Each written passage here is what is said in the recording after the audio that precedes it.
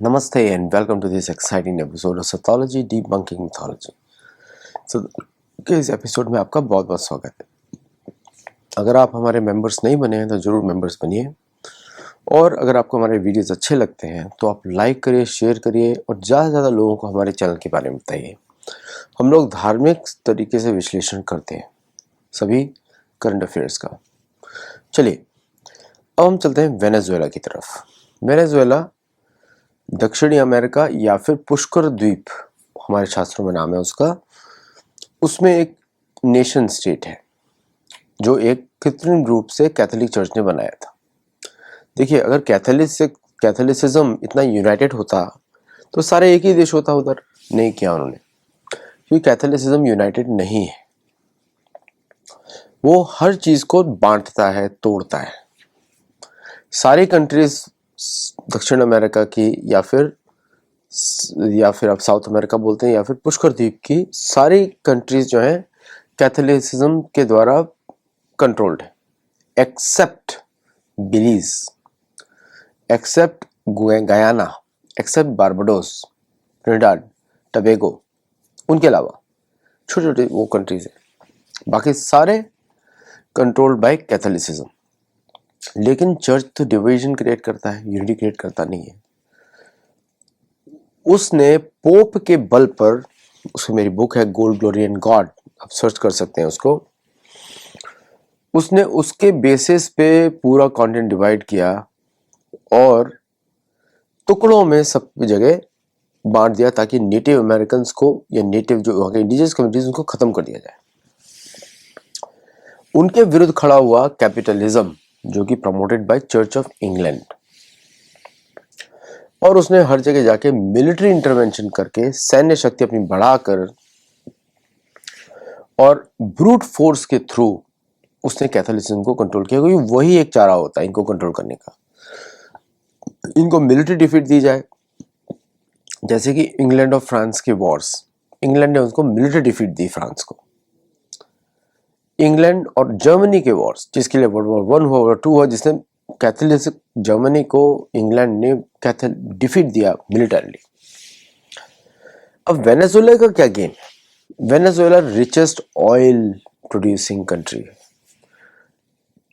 English का काम ही होता है चोरी करना, तो अमेरिका तो कॉलोनी है, इंग्लिश कॉलोनी है, तो अमेरिका ने उस पर पूरी तरीके से कब्जा करने के लिए, तेल के लिए, आप कैसे करेंगे तेल के आक्रमण? नहीं तो दुनिया में थू थू होगा, पूरी तरह से थू थू होगा कि तेल के लिए कंट्री को बर्बाद कर रहे हैं। जैसे सऊदी अरेबिया को बर्बाद किया, मिडिल ईस्ट को मार मार के उन्होंने वहां से तेल निकाला, सारे वॉर्स क्रिएट किए, फिर बोला तुमको प्रोटेक्ट करेंगे, तुम इसके विरुद्ध लड़ो, तो हम तुमको प्रोटेक्ट करेंगे, तुम इसके विरुद्ध लड़ो, और हम तुम्हारा तेल खरीदेंगे। ऐसे करके पूरा लूटा गया वेस्ट एशिया को।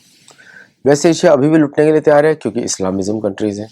इस्लामिज्म कंट्रीज, आपको मैं पहले बताया, वो हमेशा गुलाम रहती है, वो किसी की गुलाम रहती है, स्पेशली जिसकी स्किन कलर वाइट हो उसकी तो गुलाम 100% बनती है। तो वो मिडिल ईस्ट वेस्ट एशिया को तो उन्होंने हमेशा आज तक कंट्रोल करके रखा है तेल खरीद के। लेकिन वेनेजुएला का क्या कहानी है? वेनेजुएला तो कैथोलिसिज्म कंट्री है, तो पहला रिलीजन का लड़ाई हो गया। दूसरा लड़ाई हुआ इनका तेल के ऊपर, अब तेल कंट्रोल करना है, कैसे करेंगे? तीसरा लड़ाई हुआ इनका कि हमारे sphere of influence, John Monroe, जो मोनरो डॉक्ट्रिन होती है, कि ये हमारे इन्फ्लुएंस पे कैसे घुसे, तो उन्होंने बहाना बना दिया हमको यहाँ पे चीन, रशिया और अन्य पावर्स को कंट्रोल करना है, इसलिए हम जा रहे हैं, इसलिए हमने इतनी बड़ी सेना लगाई। कल लूला ने, जो कैथोलिक कंट्री है ब्राजील, उसने बोला हमारे लिए तो बिल्डअप बड़ा डेंजरस है, खतरनाक है, ये will make preparation for defence. और लैटिन अमेरिका या पुष्कर द्वीप या साउथ अमेरिका, ये सबसे बड़ा, ब्राजील सबसे बड़ी कंट्री है, सबसे बड़ी इकोनॉमी है और ब्रिक्स का पार्ट है, and a traditional opposition to United States. पहले नहीं थी, बोल्सोनारो के वजह से बन गई, क्योंकि बोल्सोनारो CIA के एजेंट थे। और बोल्सोनारो कहाँ रहते हैं आजकल? न्यूयॉर्क में रहते हैं। और उनको प्रमोट किस लिए किया जा रहा है? ताकि वो कंट्रोल करे ब्राजील को। तो लूला का पोजीशन आपको मालूम है, जैसे वेनेजुएला का पोजीशन में कौन आया, नोबेल पीस प्राइज विनर। वो क्या चाहती है, अमेरिका से दोस्ती बने, पेरू में अमेरिका से दोस्ती बने, इक्वाडोर में अमेरिका से दोस्ती बने, सब जगह एक अपोजिशन पार्टी है जो रिजीम चेंज करना चाहती है, वो है अमेरिका। क्यों?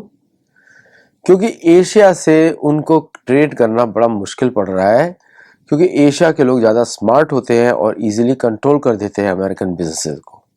तब उनको ऐसे लोग चाहिए जो उनकी बात सुने, माने, पैसा देते रहे और अमेरिका उनको लुटता रहे।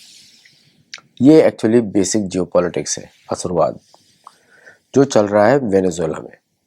तो वेनेजुएला में चीन और रशिया से वेनेजुएला के अंदर टारगेट करने के लिए अब नया बहाना बनाया गया है कि जो 30% अमेरिकन फोर्सेस, अभी यूएसएस कॉर्टेज भी वहाँ पहुँच गया है, 2 aircraft carrier plus naval bases in Cuba, Colombia plus in Florida, ये सारे बेस लगे हुए हैं वेनेजुएला के ऊपर कब्जा करने के लिए। उनको मालूम है कि अगर वेनेजुएला पे उन्होंने कब्जा नहीं किया तो उनका साउथ अमेरिका पे कब्जा अधूरा रह जाएगा।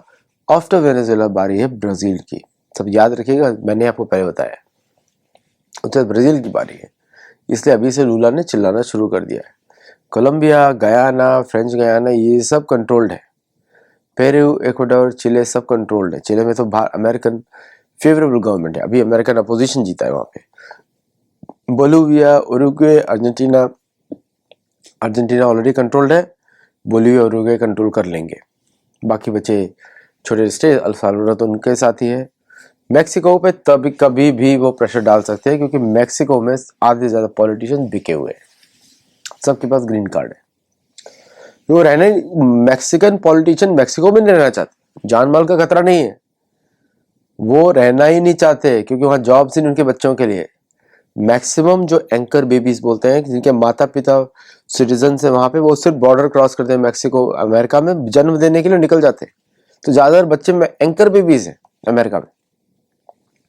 अगर एंकर बेबीज का इन्वेस्टिगेशन होगा तो 30% ऑफ अमेरिकन पॉलिटिशियन को रिजाइन करना पड़ेगा। सब एंकर बेबीज हैं, सब इलीगल बर्थ हैं।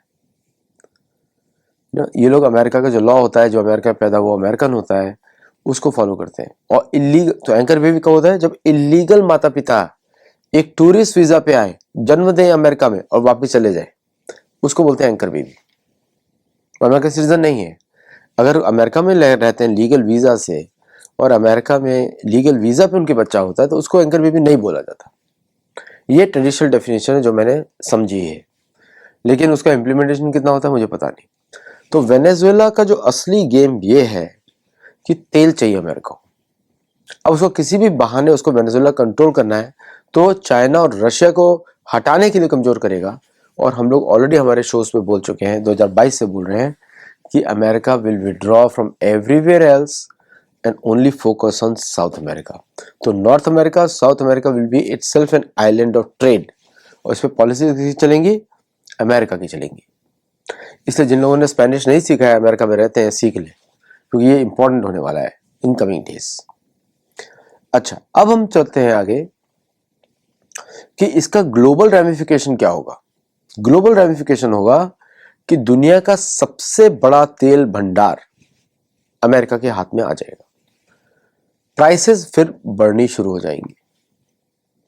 और सऊदी को मालूम नहीं है क्या चल रहा है, सऊदीज को मालूम है, तो सऊदीज को भी इस डील में इंक्लूड कर लिया जाएगा, ताकि Saudis will also make money.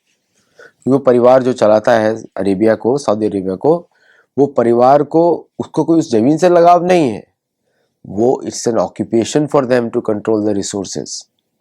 Okay, और पूरा दुनिया में गड़बड़ी मचाते हैं।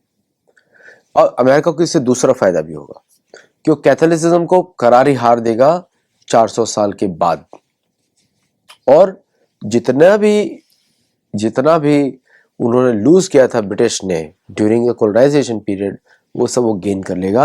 अर्जेंटीना उसके हाथ में है, वेनेजुएला को चाह रहा है वो, क्यूबा उसके हाथ में है, कोलंबिया उसके हाथ में है, मैक्सिको उसके हाथ में है, इक्वाडोर और पेरू और ये सब जो कंट्रीज, छोटी छोटी कंट्रीज, वो उसके हाथ में है। Only thing remaining is Venezuela, और वेनेजुएला के बाद है ब्राजील। इसलिए लूला अभी से चलाना शुरू कर दिया। उनको दिख रहा है राइटिंग ऑन द वॉल। जब तक कि कोई क्रेडिबल मिलिट्री डॉक्ट्रिन नहीं होगी बाकी देशों की, तब तक ये चलता रहेगा। इसके होने से क्या होगा कि पूरा ये क्षेत्र है जो इतना रिच है नेटिव हिस्ट्री से, इंडिजिनस हिस्ट्री से, रामायण से कनेक्टेड है, साउथ अमेरिका, पुष्कर द्वीप, वो सब अब गायब होने जा रहा है धीरे धीरे, because of the rampant war fighting machine reaching there. और 30% ऑफ अगर अमेरिकन फोर्स वहाँ पे एम्प्लॉयड है, इसका मतलब बाकी जगह फोर्सेस बहुत ही कम हो गई है। 70% जो अमेरिका को डिफेंड करने वाली थी वो अब चली गई है वेनेजुएला में। इसलिए ट्रम्प जो है रशिया से दोस्ती कर रहे हैं कि उनको कोई खतरा ना हो अगर वो ऐसा ऑपरेशन करते हैं। तो they are seeking Russian help कि I will help you solve Ukraine and you help me just take stay away from Venezuela. उसको कोई वेपन्स न दे, क्योंकि रशिया ने बहुत सारे वेपन सप्लाई कर दिए वेनेजुएला को, इंक्लूडिंग सुखोई 30 एयरक्राफ्ट्स जो वेनेजुएला उड़ाता है, which is a major threat to American invasion plans. तो इसलिए अब सब जगह शांति की बात हो रही है इन वेनेजुएला। किस तरह वेनेजुएला को बचाया जाए, वेनेजुएला के साथ काम किया जाए, या वेनेजुएला की जो इकोनॉमी है उसको स्ट्रेंथन किया जाए, ये सब बातें चल रही है, वो सब टोटली बकवास। निकोलस मदुरो के निकालने की बात हो रही है, that is a fact. In fact Maduro ने काराकास की चाबी, Maduro was a foreign minister, 2010 में पुतिन को दी थी। तो Putin was always use, Russia was always use as a bulwark, मतलब कि एज रोकने के लिए अमेरिकन इंपीरियलिज्म को। लेकिन क्या पॉसिबल है वेनेजुएला कर पाएगा, वो देखने समय बताएगा। मैं आपको एनालिसिस अपना बताता हूँ।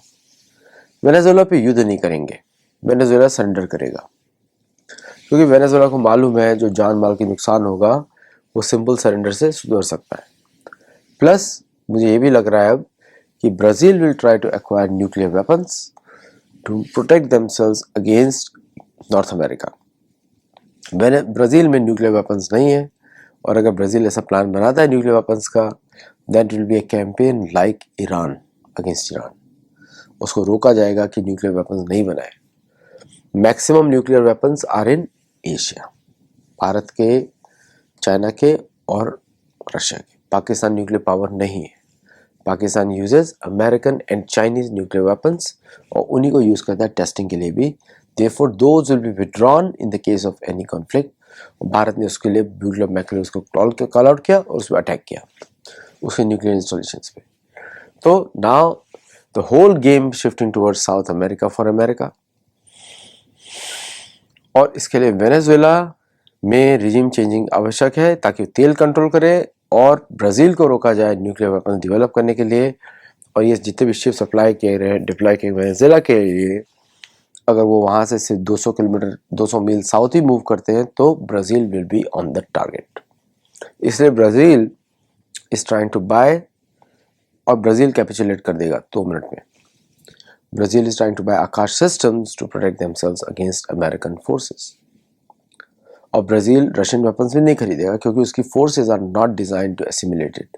उसकी बहुत छोटी आर्मीज है, 3 लाख की 4 लाख की आर्मीज है, लेकिन they are well equipped, well defended. It's the strongest military force in that region.